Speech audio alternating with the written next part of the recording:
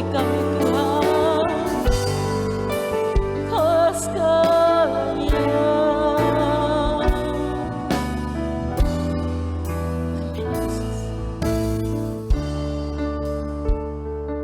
Mari kita katakan Kau segalanya bagi kami Tuhan. Kau Allah yang setia, Bapa yang mulia,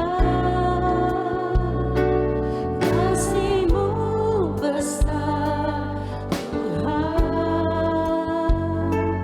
Kau pulihkan hidupku, Kau segalanya. Kaulah harapanku, hidupku dalam-Mu. Terima kasih Tuhan, Kau selamatkan hidupku. Dan apakan ku balas segala kebaikan-Mu? Segenap hatiku menyembah-Mu Yesus. Ku bersyukur padamu. Dengan apakan ku balas segala kebaikan-Mu? Segenap hatiku menyembah-Mu Yesus. Ku bersyukur padamu selamanya.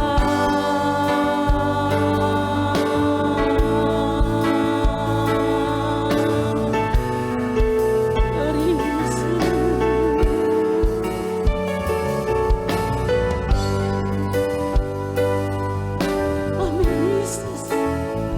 selamanya.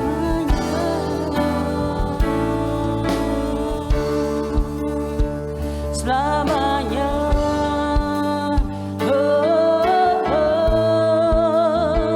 Selamanya.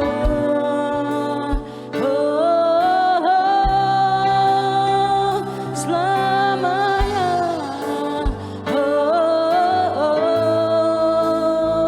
Selamanya.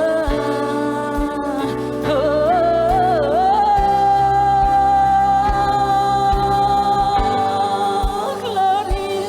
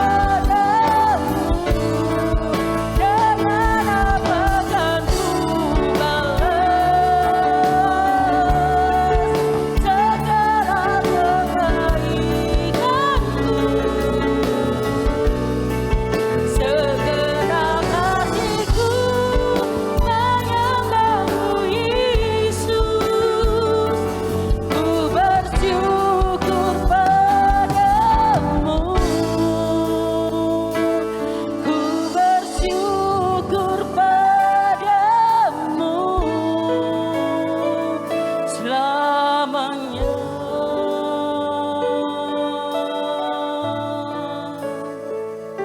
Kami bangga punya Allah seperti-Mu, Allah kami. Kami bangga mempunyai Yesus sebagai Tuhan dan Juru Selamat kami. Sang Firman yang telah menjadi manusia, yang telah bersama-sama dengan kami, yang sudah ada di bumi ini, bahkan mati untuk kami. Dengan apa Tuhan kami membalas kebaikan-Mu itu Tuhan. Selain kami menyerahkan hidup kami untuk menyembah dan mengagungkan nama-Mu, untuk meninggikan nama Engkau Tuhan Yesus sebagai Tuhan dan Raja kami satu-satunya. Kalau pagi hari ini, kalau kami boleh ada tempat ini bersama untuk mengagungkan, membesarkan nama-Mu, merendahkan diri di hadapan-Mu Tuhan. Pagi hari ini, berkaryalah Roh Kudus di tengah-tengah kehidupan kami semuanya. Berkaryalah melalui hamba-Mu yang sebentar menyampaikan firman Allah. Urapi Tuhan hamba-Mu Tuhan. Biarlah setiap firman yang disampaikannya boleh menjadi kekuatan bagi setiap kami yang mendengarkan firman-Mu. Berkaryalah Roh Kudus, berkaryalah pagi hari ini. Kami siap untuk ditaburi firman Allah. Kami percaya urapan Allah ada di tempat ini pagi hari ini. Melawat setiap pribadi yang haus dan rindu akan firman-Mu. Di dalam nama Tuhan Yesus, kami sambut firman-Mu pagi hari ini. Haleluya. Amin. Amin. Puji nama Tuhan, Bapak Ibu Saudara terkasih di dalam Tuhan. Dengan apa kita akan membalas kebaikan dan kasih yang Tuhan sudah berikan bagi kita. Dan kita beribadah bersama pada pagi hari ini. Amin. Kita sama-sama mau lihat kebenaran firman Tuhan. Buka Alkitab kita di dalam kitab Ibrani pasal yang ke-13. Ibrani pasalnya yang ke-13, kita akan membaca ayat yang ke-8 di sana. Ibrani pasal yang ke-13 ayat yang ke-8. Yang sudah menemukan katakan amin. Ya, saya rindu untuk kita membaca ayat ini bersama-sama dalam hitungan yang ketiga. Ibrani 13 ayat yang ke-8, 1, 2, 3. Yesus Kristus tetap sama, baik kemarin maupun hari ini dan sampai. Ya, puji Tuhan. Judul kebenaran firman Tuhan kita pada pagi hari ini, Yesus Kristus tetap sama. Bersyukur Bapak Ibu Saudara, kita punya Tuhan yang tidak berubah-ubah. Ya, tidak seperti handphone yang setiap tahunnya barangkali berubah serinya. Tidak seperti barang-barang yang lain yang berubah bentuknya dari masa ke masa. Tapi kita punya Tuhan yang tetap sama. Bagaimana kalau kita punya Tuhan yang berubah-ubah? Ketika pandemi, dia berubah. Selesai pandemi, dia berubah lagi. Ya, tentunya kita akan bingung dalam mengikut dia. Tapi bersyukur kita punya Tuhan Yesus Kristus yang tetap sama. Amin. Baik dahulu ya, di hari kemarin, hari ini, dan sampai selama-lamanya. Kita melihat bahwa keterangan waktu yang dituliskan di dalam ayat ini mulai dari kemarin. Artinya bahwa Yesus Kristus sebagai Tuhan mulai dari hari yang lampau, dari hari yang lalu, dari hari yang bersifat past tense yang ada di masa yang lalu. Artinya sebelum kita hidup, Yesus sudah menjadi Tuhan. Ya, jadi di hari kemarin, baik juga di hari ini, di saat kita ada ya dengan keluarga kita, dengan istri dan anak-anak kita, juga Yesus menjadi Tuhan. Dan juga bukan hanya kemarin dan hari ini, tapi juga berbicara tentang selama-lamanya. Kalau kemarin maupun hari ini adalah keterangan waktu yang bersifat limited. Ya. Jadi kalau kemarin, kalau kita sudah berganti menjadi hari ini, tentu yang kemarin sudah lewat, ya, limitnya sudah habis.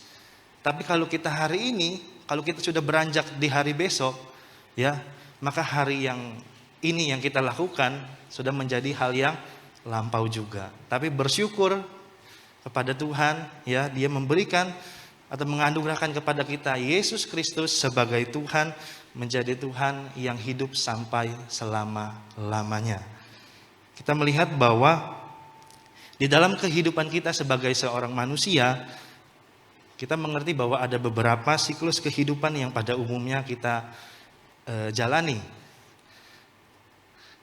Kita melihat bahwa ada kurang lebih 7 siklus kehidupan manusia yang pada umumnya kita mengerti, ya, dimana kita kalau memiliki seorang anak atau manusia pertama kali lahir, ya, dia menjadi balita dulu.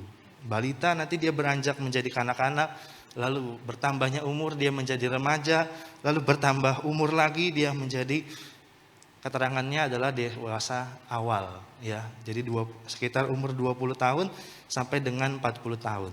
Lalu sudah 40 tahun dipakai kata atau keterangan dewasa tengah.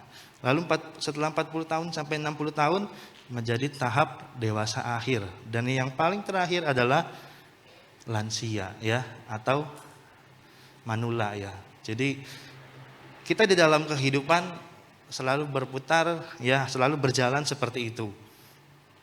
Dan Albert Einstein, seorang ilmuwan terkenal, berkata bahwa di dalam dunia ini tidak ada yang tetap kecuali perubahan. Jadi tidak ada yang sifatnya tetap kecuali perubahan. Ya, bisa dibayangkan, artinya ya perubahan doang yang terus ada. Tapi kita bersyukur bahwa ya bukan hanya perubahan yang tetap, tapi Tuhan kita, ya, Yesus Kristus tetap sama. Baik kemarin, hari ini, sampai selama-lamanya. Dan saya di sini berusaha untuk mencatat atau menuliskan beberapa arti yang saya peroleh ketika merenungkan firman Tuhan yang didapat dari kalimat atau frase Yesus Kristus tetap sama. Yesus Kristus tetap sama memiliki beberapa arti. Yang pertama, tidak ada alasan untuk kita bersandar atau berharap kepada manusia. Jadi yang pertama, Yesus Kristus tetap sama, artinya bahwa tidak ada satu alasan apapun yang membuat kita bisa berharap dan bersandar kepada manusia. Kitab Ibrani pasal yang ke-13 ayat yang ke-8, ya, yang kita menjadi ayat pokok kita. Sebelumnya kita melewati ayat yang ke-7. Di ayat yang ke-7 itu merupakan satu nasihat kepada jemaat Tuhan yang diberikan oleh penulis kitab Ibrani untuk mengingat akan pemimpin-pemimpin yang telah menyampaikan firman Allah dan perhatikan akhir hidup mereka dan contohlah iman mereka. Ya, untuk meneladani kehidupan dari para pemberita firman. Tapi kita melihat bahwa tertulis di dalam Ibrani pasal yang ke-6 untuk supaya mereka tidak menjadi lamban. Ya, jadi dihubungkan dengan ayat yang ke-7 ini di dalam Ibrani 6 ayat 10 sampai 12, ayat itu tertulis bahwa sebab Allah bukan tidak adil sehingga ia lupa akan pekerjaanmu dan kasihmu yang kamu tunjukkan terhadap namanya oleh pelayanan kamu kepada orang-orang kudus yang masih kamu lakukan sampai sekarang. Tapi kami ingin supaya kamu masing-masing menunjukkan kesungguhan yang sama untuk menjadikan pengharapanmu suatu milik yang pasti sampai pada akhirnya. Agar kamu jangan menjadi lamban, tapi menjadi penurut-penurut mereka yang oleh iman dan kesabaran mendapat bagian dalam apa yang dijanjikan Allah. Jadi jemaat Tuhan atau orang-orang Ibrani yang tersebar ini, kita melihat bahwa orang-orang Ibrani atau orang-orang Yahudi ini mereka memiliki satu role model, ya, yaitu pemberita firman atau pemimpin yang sudah dahulu, ya, maksudnya yang sudah menjadi sejarah. Tapi kita melihat bahwa kebenaran firman Tuhan mengatakan bahwa Yesus Kristus tetap sama.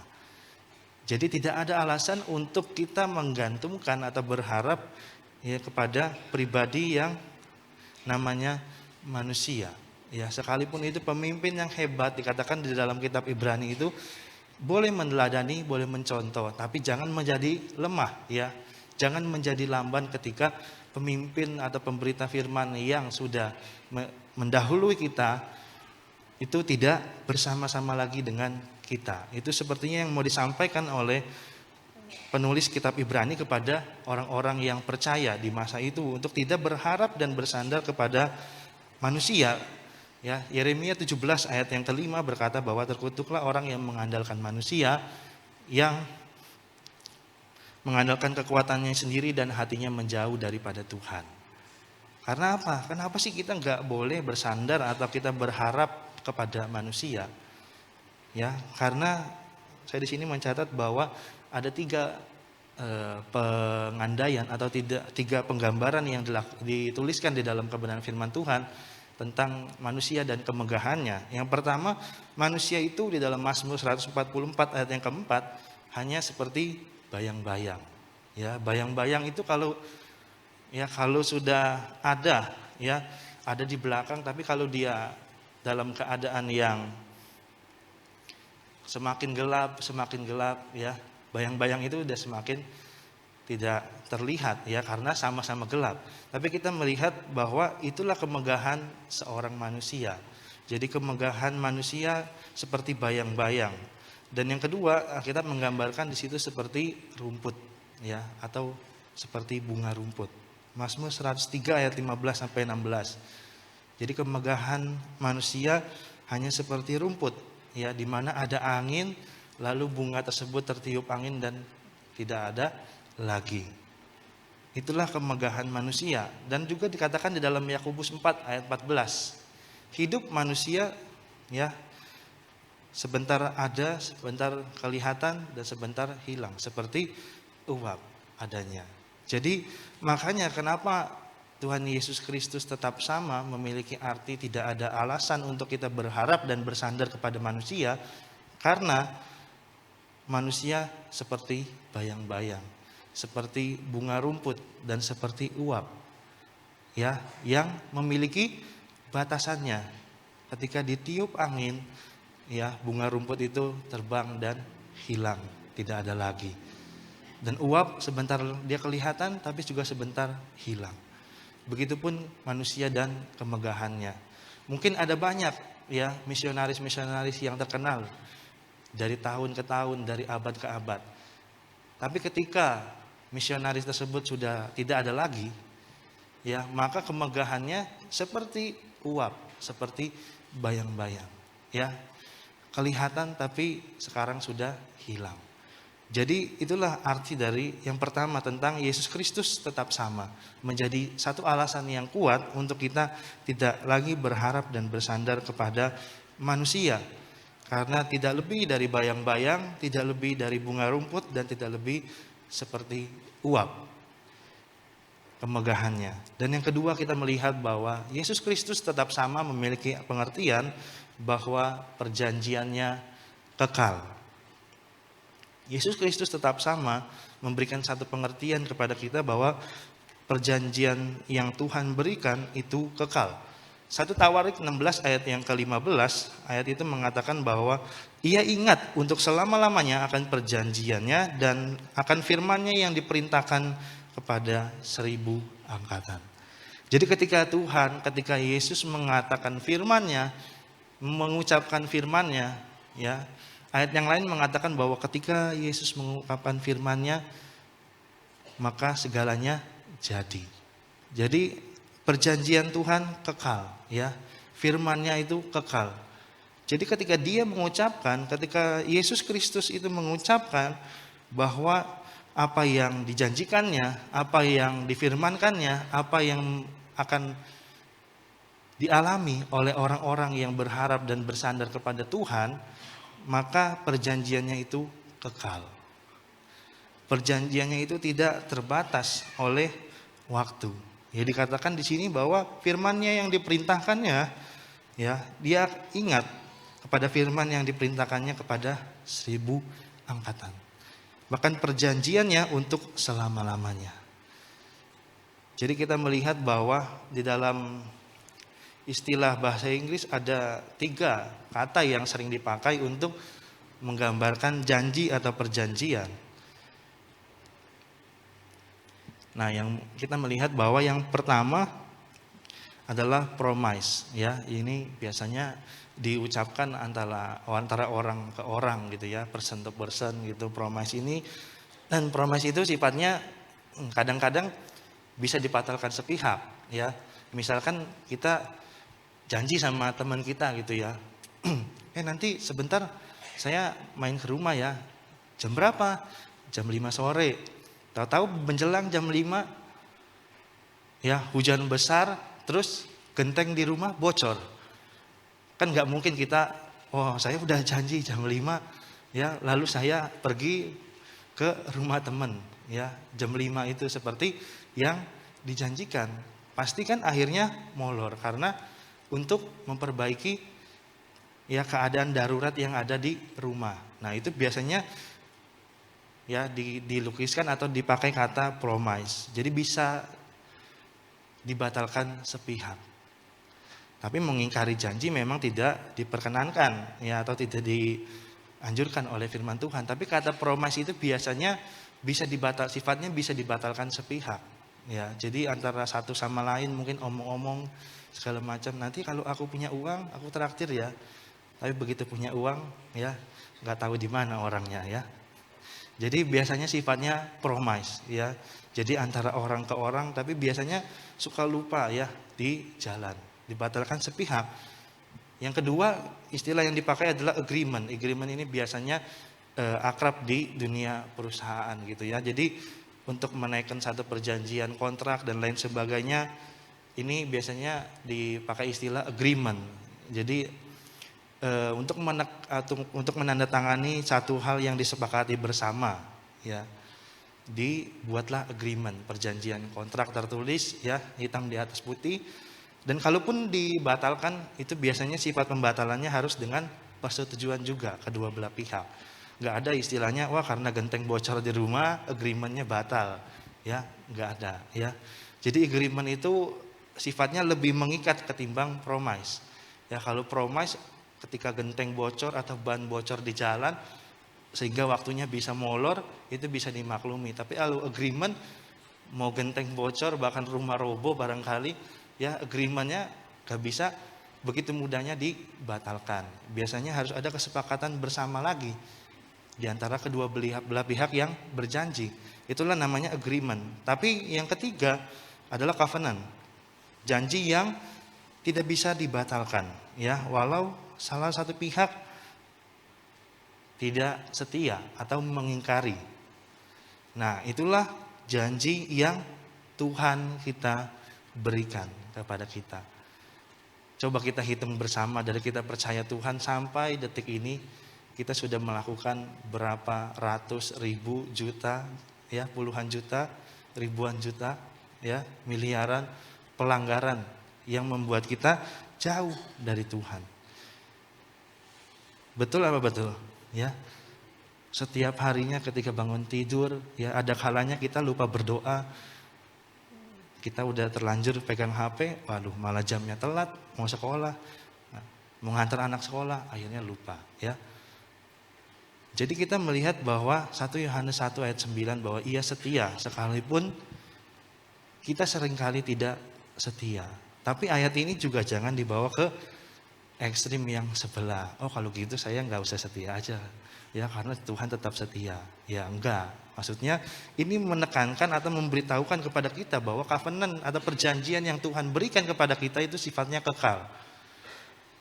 Jadi ada kalanya kita sebagai anak Tuhan dalam perjalanan iman kita mengiring Tuhan, kita mungkin ada kalanya lemah, ada kalanya kita jatuh, ada kalanya kita mungkin perlu penguatan dari orang-orang atau teman-teman seiman, atau dari firman Tuhan, atau dari ketika kita berdoa.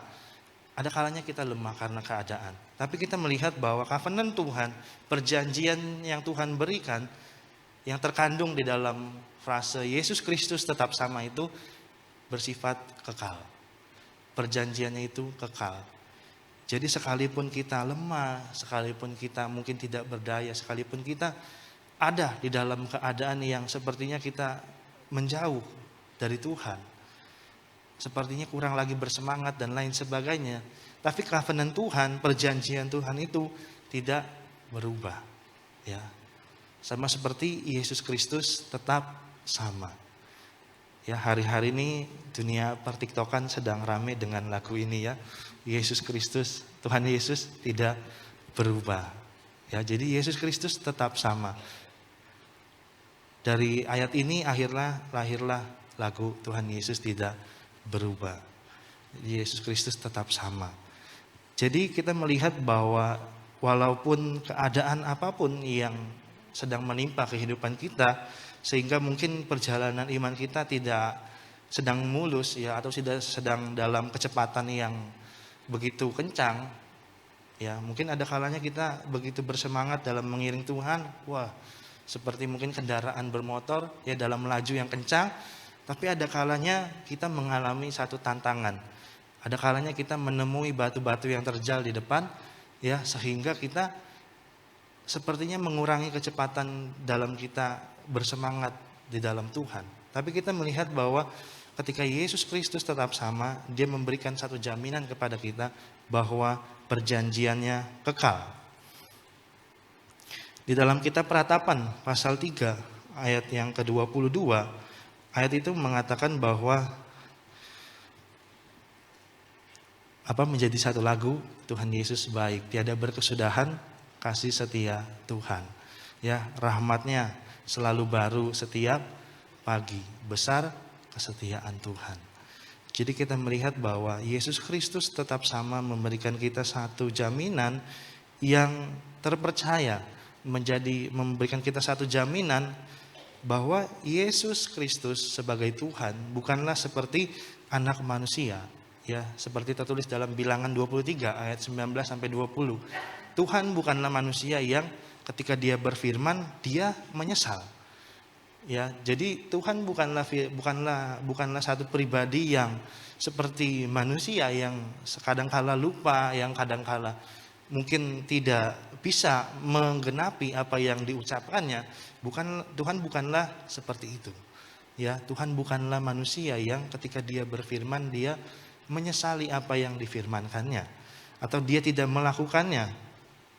Ya, dikatakan bahwa apabila Tuhan memberikan berkat atau memberikan perintah untuk memberkati, maka ya manusia tidak dapat membalikannya.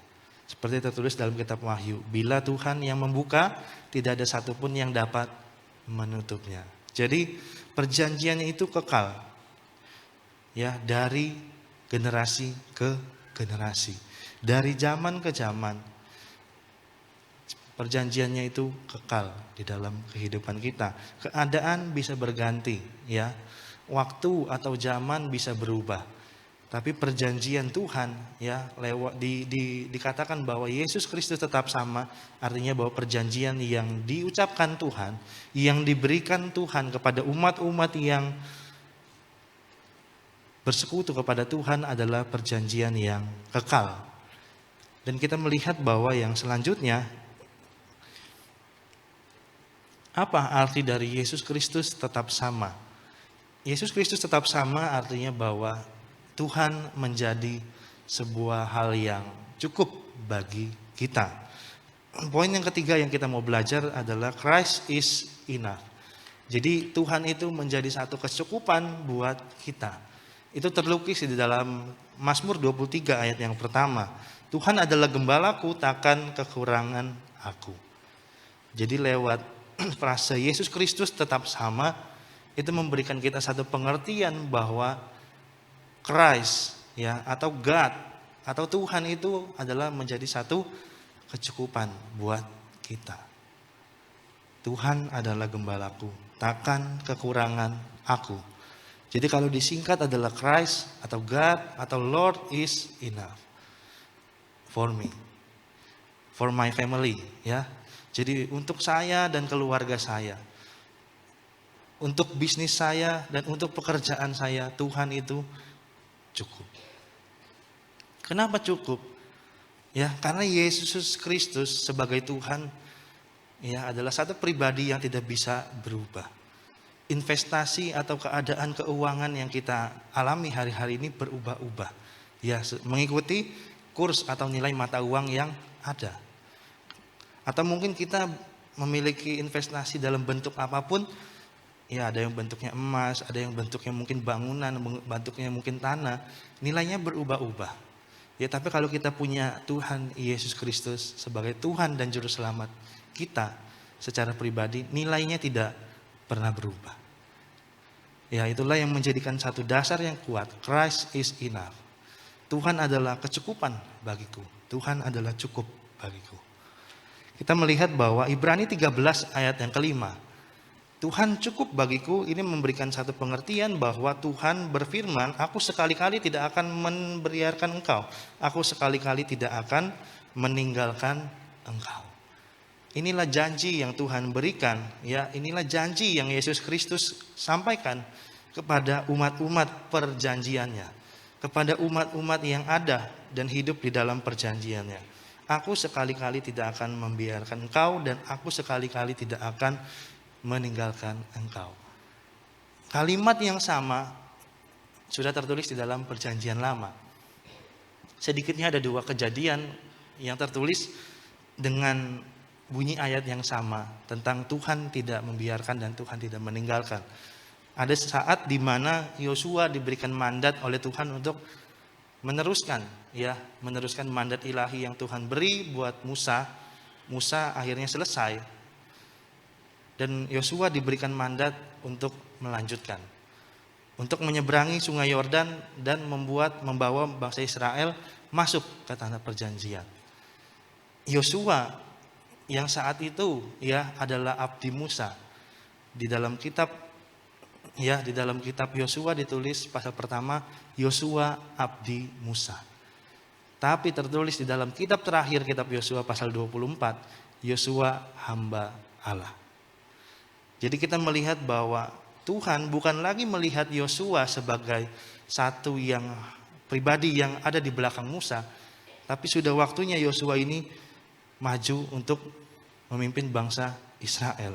Ya, di dalam Yosua pasal pertama ayat yang 5 sampai ayat yang ke-6, di sini firman Tuhan berkata bahwa seorang pun tidak akan dapat bertahan menghadapi engkau seumur hidupmu, seperti aku menyertai Musa, demikianlah aku menyertai engkau. Aku tidak akan membiarkan engkau dan tidak akan meninggalkan engkau. Kuatkan dan teguhkanlah hatimu, sebab engkaulah yang akan memimpin bangsa ini memiliki negeri yang kujanjikan dengan bersumpah kepada nenek moyang mereka untuk diberikan kepada mereka. Jadi satu keadaan di mana Yosua bukan diberi tugas, bukan tugas yang mudah. Ya, sehari-harinya dia mungkin melihat Musa bagaimana memimpin atau bagaimana menghadapi umat Tuhan yang banyak itu, ya. Saya berpikir bahwa ada satu ayat di dalam kitab Bilangan di mana Musa nantinya roh Tuhan diambil lalu diberikan kepada 70 tua-tua. Itu adalah satu keadaan di mana Musa tidak sanggup lagi. Ya, bayangkan satu orang yang bernama Musa, umat Israel ada ribuan atau jutaan barangkali, ya. Dan Musa ini sifatnya bukan hanya memimpin bangsa Israel jalan, ya, maksudnya di dalam perjalanan menuju tanah perjanjian, tapi juga Musa diberikan tugas oleh Tuhan untuk mengadili perkara-perkara yang diajukan oleh bangsa Israel. Bayangkan setiap hari Musa ada mungkin suami istri datang, Pak Musa gini, keluargaku gini. Oh iya, Musa selesaikan. Di belakangnya udah antri, ya, berapa ribu antrian. Selesai, maju lagi satu. Pak Musa ini loh, anakku sakit gara-gara ini, ya. Sampai akhirnya Musa bilang, aku gak bisa Tuhan kalau kayak gini, ya. Ribuan yang ngantri di belakang untuk diperhadapkan perkaranya kepada Musa untuk diselesaikan. Jadi kita melihat bahwa Yosua melihat keadaan yang tidak mudah seperti itu. Yosua bilang, waduh, Musa aja dalam tanda kutip angkat tangan, ya apalagi saya suruh nerusin, ya kan, kata Yosua. Tapi kita melihat bahwa ia tidak akan membiarkan dan ia tidak akan meninggalkan kita. Itulah pesan Tuhan kepada Yosua. Makanya Tuhan berkata, kuatkan dan teguhkanlah hatimu, memasuki tanah perjanjian. Kita melihat bahwa ketika kita memiliki rasa cukup, kita akan mengalami janji Tuhan di mana Dia tidak akan membiarkan kita, di mana Tuhan tidak akan meninggalkan kita. Dan kejadian kedua, di saat Daud menasihati atau memiliki pesan terakhir kepada anaknya Salomo untuk mengenal Tuhan secara pribadi dan beribadah dengan setia seperti apa yang ia lakukan. Kita dapat melihat di dalam kitab Tawarik, 1 Tawarik pasal 28 ayat yang ke-9, 10 dan ayat yang ke-20. Ini nasihat terakhir Daud kepada Salomo. Dia berkata bahwa, dan engkau anakku Salomo, kenallah Allah ayahmu dan beribadahlah kepadanya dengan tulus ikhlas dan dengan rela hati. Sebab Tuhan menyelidiki segala hati dan mengerti segala niat dan cita-cita. Jika engkau mencari Dia, maka Ia berkenan ditemui olehmu. Jika engkau meninggalkan Dia, maka Ia akan membuang engkau untuk selamanya. Camkanlah sekarang, sebab Tuhan telah memilih engkau untuk mendirikan sebuah rumah menjadi tempat kudus. Kuatkanlah hatimu, lakukanlah itu. Lalu berkatalah Daud kepada Salomo anaknya, ayat yang ke-20, kuatkan dan teguhkanlah hatimu dan lakukanlah itu. Janganlah takut dan tawar hati, sebab Tuhan Allahku menyertai engkau. Ia tidak akan membiarkan dan meninggalkan engkau sampai pekerjaan untuk ibadah di rumah Allah selesai. Kita melihat bahwa satu firman yang sama, ya, satu ungkapan iman yang diterima oleh Daud, di mana Daud mengalami perjanjiannya Tuhan, ya. Dia tidak pernah ditinggalkan, dia tidak pernah dibiarkan oleh Tuhan. Dan dia berkata kepada anaknya Salomo untuk meneruskan, ya, untuk pembangunan rumah Allah. Pada saat itu dia berkata bahwa Salomo mungkin melihat Daud, ya, yang berkeinginan untuk menciptakan atau membangun rumah Allah. Tapi Tuhan tidak bisa, ya, tidak mengizinkannya karena Daud ini memiliki satu hutang darah karena mengorbankan Uria dan memiliki cita-cita yang jahat pada saat itu. Jadi sehingga Salomo harus, ya, menggantikan Daud, meneruskan Daud untuk membangun rumah Allah. Dan kita melihat bahwa firman-Nya juga berkata demikian. Daud berkata dengan sesuai apa yang dialami oleh Daud, di mana Tuhan, Ia tidak akan membiarkan dan meninggalkan engkau dalam tugas yang diberikan. Jadi kita melihat bahwa ketika kita memiliki rasa cukup, ketika kita membuat atau menjadikan Tuhan sebagai satu kecukupan buat kita, maka kita akan mengalami, ya, perjanjian Tuhan yang di mana Dia tidak akan membiarkan, di mana Tuhan tidak akan meninggalkan kita.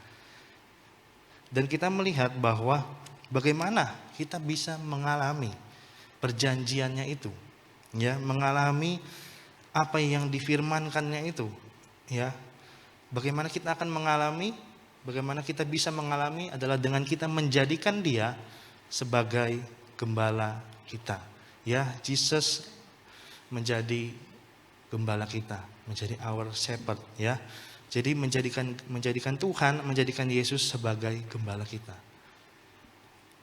Ada kurang lebih 4 berkat yang terdapat di dalam kata Tuhan adalah gembalaku. Ada 4 berkat, kita melihat apa sih 4 berkat yang terkandung di dalam kata Tuhan adalah gembalaku. Yang pertama adalah Tuhan memperhatikan. Tuhan memperhatikan, perhatikan apa Bapak Ibu Saudara? Kebutuhan jasmani kita, ya. Tuhan memperhatikan kebutuhan jasmani kita. Itu dapat kita lihat, ya, di dalam ayat yang kedua. Ia membaringkan aku di padang yang berumput hijau, Ia membimbing aku ke air yang tenang. Sebagai seekor domba, dia tentu memiliki makanan rumput dan memiliki minuman air. Ya, itu bukan bicara kebutuhan rohani. Ya, memang sehari-harinya dia harus makan rumput dan minum air. Kalau enggak, mati, ya. Jadi kita melihat bahwa berkat yang Tuhan berikan, yang pertama adalah berkat untuk jasmani kita juga, ya. Dan ayat yang kelima, engkau menyediakan hidangan bagiku di hadapan lawanku. Engkau mengurapi kepalaku dengan minyak, pialaku melimpah. Ya, kita melihat bahwa berkat yang pertama adalah Tuhan memperhatikan kebutuhan jasmani umatnya. Dan berkat yang kedua, Tuhan memperhatikan kebutuhan rohani kita, ya, umatnya. Jadi yang terkandung di dalam makna Tuhan adalah gembalaku adalah Tuhan memperhatikan juga kebutuhan rohani kita. Jadi seperti Tuhan memperhatikan kebutuhan rohani juga, ya, bukan hanya memperhatikan kebutuhan jasmani, maka kita sebagai umatnya juga harus memperhatikan yang mana adalah kebutuhan rohani kita. Seperti Bapak Ibu Saudara pada pagi hari ini datang beribadah, artinya memperhatikan kebutuhan rohani.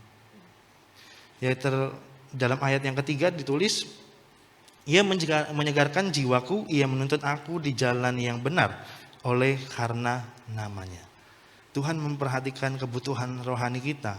Karena apa? Dia merefresh jiwa kita.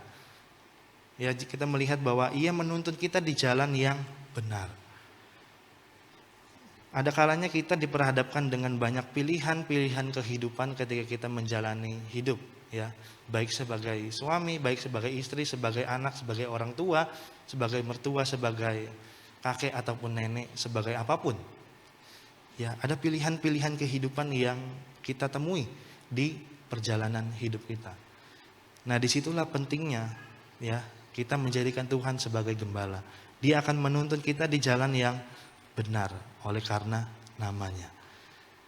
Jadi dia menuntun kita di jalan-jalan yang harus, di pilihan-pilihan yang kita harus ambil.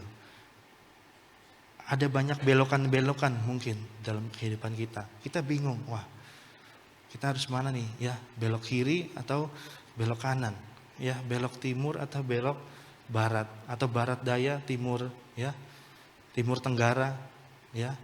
Jadi kita melihat banyak belokan-belokan kita temui dalam kehidupan. Nah, disitulah Tuhan memperhatikan kebutuhan rohani kita. Dia menuntun kita di jalan yang benar, ya. Dia memimpin kita untuk melalui jalan yang benar itu.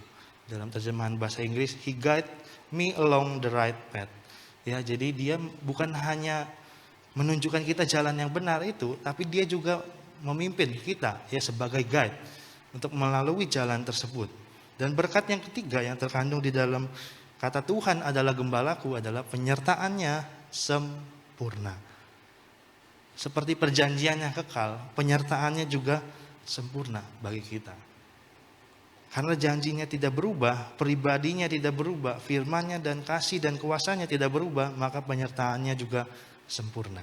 Dalam ayat yang keempat, sekalipun aku berjalan di dalam lembah kekelaman, aku tidak takut bahaya sebab engkau besertaku, gadamu dan tongkatmu itulah yang menghibur aku.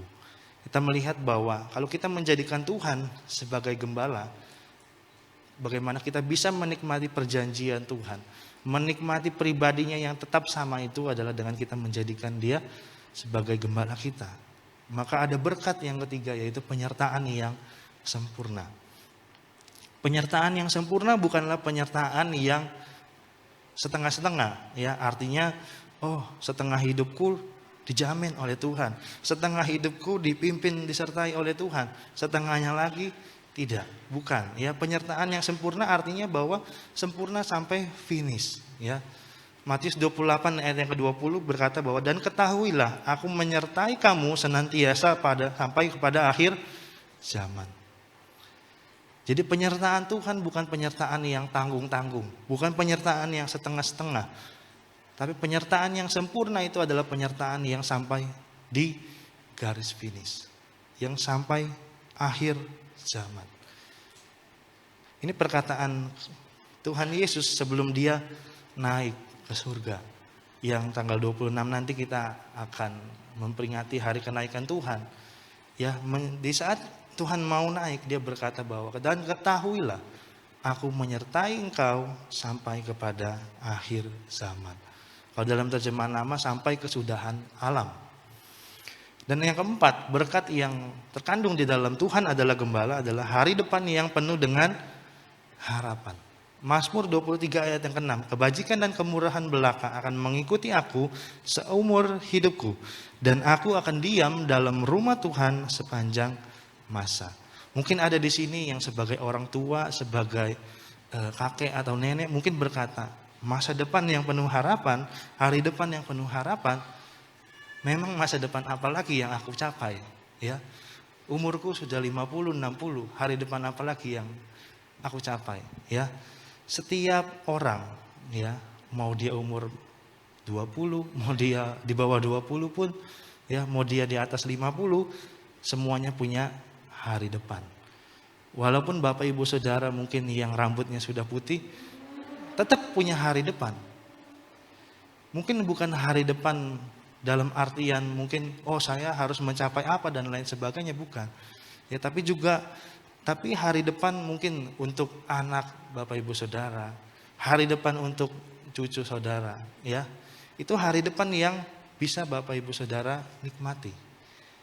ya dikatakan bahwa hari depan yang penuh dengan harapan. Yeremia 29 ayat 11 bahwa sebab Tuhan mengetahui rancangan-rancangan apa yang ada padanya mengenai kamu. Demikianlah firman Tuhan, yaitu rancangan damai sejahtera dan bukan rancangan kecelakaan, untuk memberikan kepadamu hari depan yang penuh harapan. Jadi 4 berkat yang sempurna ini ya akan menjadi milik bagian kita kalau kita menjadikan Tuhan sebagai gembala kita. Kalau kita menjadikan Yesus Kristus yang tetap sama itu sebagai gembala kita. Yang namanya gembala harus ada di depan. Kalau gembala domba ya. Kalau gembala kambing, gembalanya di belakang ya. Karena kambing senang ya. Kalau disuruh balik ke kandang suka ngeluyur ke kanan ke kiri ya. Jadi gembalanya ada di belakang. Tapi kalau gembala domba ya gembalanya ada di depan. Dia menuntun untuk masuk ke kandang. Dia menuntun untuk menuju ke padang yang berumput hijau. Menuntun kepada air yang tenang. Menjadikan Tuhan Yesus sebagai gembala, ya, menjadikan Tuhan Yesus sebagai gembala artinya apa? Ya, slide yang terakhir Yohanes 10 ayat yang Yohanes 10 kita melihat bahwa di situ tertulis, Akulah gembala yang baik. Ayat 11, 14 dan 15. 14, 15 dan 16 ya. Akulah gembala yang baik dan aku mengenal domba-dombaku dan domba-dombaku mengenal aku. Sama seperti Bapa mengenal aku dan aku mengenal Bapa, dan aku memberikan nyawaku bagi domba-dombaku, dan mereka akan mendengarkan suaraku, dan mereka akan menjadi satu kawanan dengan satu gembala. Kita melihat menjadikan Yesus Kristus yang tetap sama itu sebagai gembala, artinya adalah domba-domba ini, ya kita semua sebagai domba-domba gembalaan Tuhan mengenal pribadinya.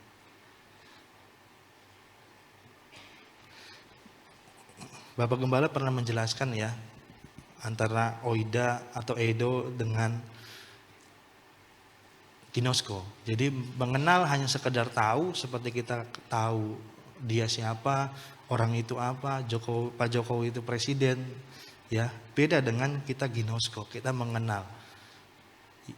Ya kita mungkin hari-hari bersama dengan orang tersebut, kita mungkin ya sekian banyak waktu bersama-sama dengan orang tersebut. Bahkan hari-harinya pun bersama. Nah itulah artinya mengenal. Memiliki pengalaman ya. Memiliki kebersamaan. Jadi bukan hanya pengetahuan. Jadi menjadikan Tuhan, menjadikan Yesus sebagai gembala artinya bahwa kita mau mengenal Tuhan. Aku rindu mengenalmu Tuhan. Ya, aku rindu untuk masuk ke dalam hadirat-Mu lebih dalam lagi. Masuk ke dalam hadirat Tuhan lebih dalam. Ya ini merupakan satu urutan di dalam umat perjanjian lama, di mana ada Kristen pelataran, lalu masuk ke Kristen ruang kudus, lalu Kristen ruang maha kudus. Jadi masuk lebih dalam untuk kita mengenal pribadi Tuhan. Yang kedua adalah menjadikan Tuhan, menjadikan Yesus sebagai gembala kita, artinya bahwa mereka akan, ya domba-domba ini, kita semua sebagai umat Tuhan mendengarkan suaraku. Bapak Ibu Saudara di sini yang punya anak, ketika pulang ya dari luar, kita pulang terus masuk ke rumah, ada ke anaknya yang berkata, siapa kamu? Ada di sini yang berkata, anaknya bilang, misalkan kita pulang dari luar, ya, terus kita pulang masuk ke dalam rumah, terus anak kita keluar, siapa kamu? Ada? Ya tentu enggak ada. Karena apa? Mereka mendengarkan suara kita. Mereka mengenal suara kita. Jadi waktu kita datang, waktu kita mengucapkan satu patah kata pun, dia mengerti siapa yang sedang bicara. Nah begitu juga kita ya sebagai domba-domba gembalaan Tuhan. Kalau kita mau menjadikan Tuhan sebagai gembala, maka kita harus juga ya siap menjadi domba-dombanya. Domba-domba mendengar suara Tuhan. Ya, Yesus berkata bahwa mereka akan mendengar suaraku. Pernah Bapak Ibu Saudara pergi ke satu tempat makan, resto atau mungkin depot, berkata kepada pelayan yang datang, "Mbak, saya mau pesen mie goreng." Ya, tunggu sekitar 10-20 menit, terus mbaknya itu datang bawa capcay. "Mbak, saya pesen mie goreng." "Oh iya, dia balik lagi. Ya, dia bawa kue tiaw kuah. "Mbak, saya pesen mie goreng." Dia balik lagi, ya, bawa lagi puyung hai. "Mbak, saya pesen mie goreng." Terus datanglah mie goreng. Begitu mau bayar, semua yang tadi itu dimasukin ke struk. Apa respon Bapak Ibu Saudara? Ya, loh, kok gini? Aku kan pesannya mie goreng, kenapa di bilku ada puyung hai, ya, ada mie kuah, ya, semua yang gak aku pesan ada. Ya, begitu juga Tuhan. Tuhan pesan kita satu, tapi kadang kita buatnya ada mie kuah, ada capcay, kuah, ya, ada puyung hai. Padahal Tuhan pesannya mie goreng. Ya, Tuhan pesannya taat firman Tuhan. Tapi yang datang ya seperti itu. Ya, umat-umat Tuhan, marilah kita sama-sama mau mendengarkan suara Tuhan. Kalau Tuhan pesannya mie goreng, ya, yang datang harus mie goreng. Kalau Tuhan pesannya taat, yang datang juga pribadi yang taat. Ya, maka kita akan melihat perjanjian Tuhan yang kekal dan pribadinya yang tetap sama itu menjadi milik bagian kita semua. Puji nama Tuhan. Tuhan Yesus memberkati kita semua. Kita tutup Alkitab kita. Kita mau merenungkan firman Tuhan.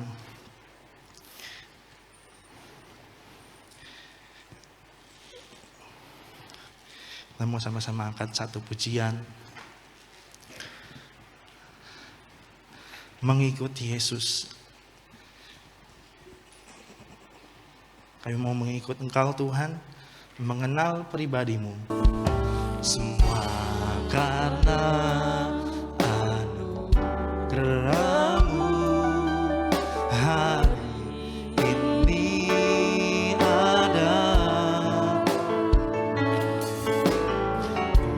Bukankah kuatku, namun karena Roh kami membawa hati kami penyembahanku, ku semakin berkurang, Yesus makin bertambah.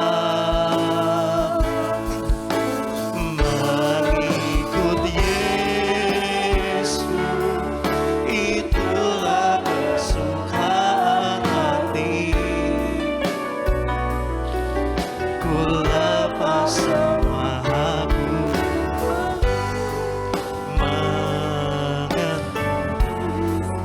kehendak di hidupku, mengiring Yesus.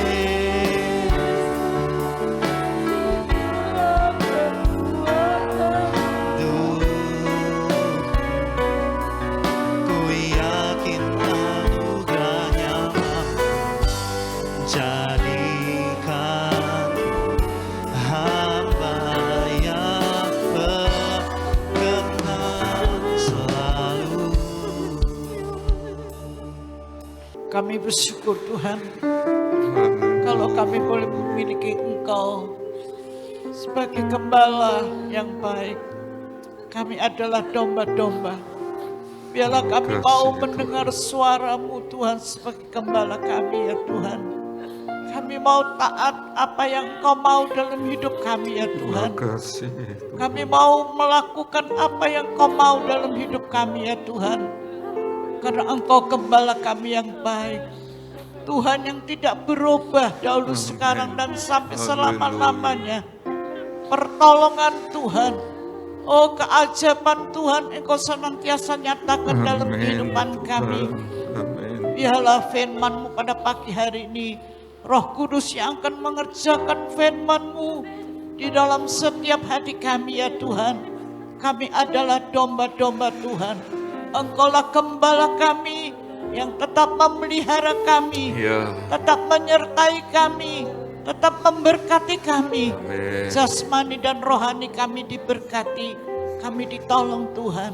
Terima kasih Tuhan, ajarlah kami tetap bersyukur, ajarlah kami tetap memuliakan Engkau, ajarlah kami tetap Ya. mengasihi Engkau sebagai gembala kami yang baik ya Tuhan. Terima kasih Tuhan, kami menyerahkan sidang jemaat Tuhan sebagai domba-domba. Tuhan tetap memelihara kami, tetap menyertai kami, Amin. tetap memimpin hidup kami ya Tuhan, dan tetap menolong kami ya Tuhan. Kami percaya seberapa banyak kami yang hadir pada pagi hari ini sebagai domba-domba Tuhan, tetap menolong kami Haleluya. apapun yang kami hadapi di hari-hari ini ya Tuhan. Engkau menjadi penolong kami, Engkau menjadi Amin. kekuatan kami, Engkau menjadi pengharapan kami ya Tuhan. Terima kasih Tuhan, Engkau berkati kami semua Ya. yang sudah mendengar firman-Mu.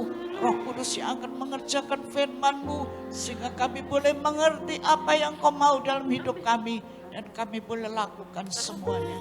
Terima kasih Terima Tuhan. kasih Di Tuhan. dalam nama Tuhan Yesus Kristus kami berdoa. Bapa, Engkau sungguh baik. Mari nyanyi lagu ini. Terima kasih Tuhan.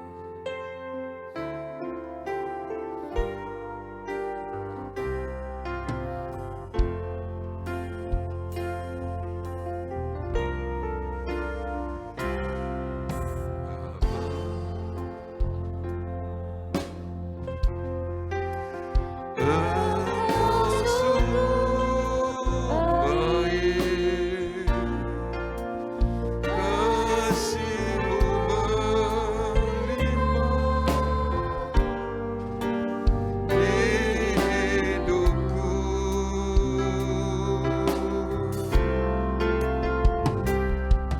Bapa, ku berterima kasih berkat-Mu hari ini yang Kau sediakan bagiku. Urai kesungguhan buat hari yang Kau beri, tak habis-habisnya kasih dan rahmat-Mu. Selalu baru dan tak pernah terlambat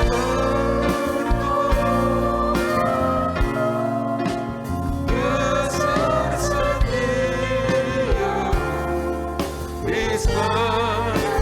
Dalam hati kami bersyukur karena Engkau ada di tengah-tengah kami. Terima kasih buat hadir-Mu Tuhan. Dan biarlah Engkau berkenan untuk semua ibadah yang kami lakukan pagi ini.